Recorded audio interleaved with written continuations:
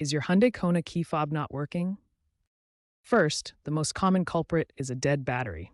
Kona key fobs use a 3-volt CR2032 lithium battery. To replace it, gently pry open the fob using a small flat tool, being careful not to damage the plastic.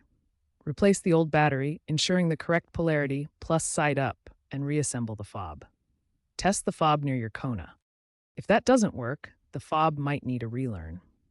For Konas with a physical key slot, insert the key and cycle the ignition to on without starting the engine several times. Then try pressing the lock-unlock buttons on the fob.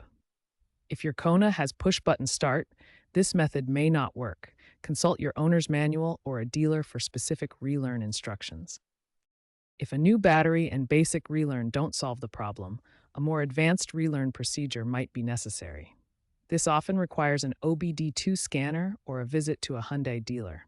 Dealers can use the Hyundai GDS to reprogram the key fob. Another potential issue is antenna degradation. The key fob's internal antenna can weaken over time due to wear or exposure to the elements. Inspect the antenna for cracks or corrosion. If damaged, the entire fob might need replacement, which can cost between $50 and $150 at a dealership.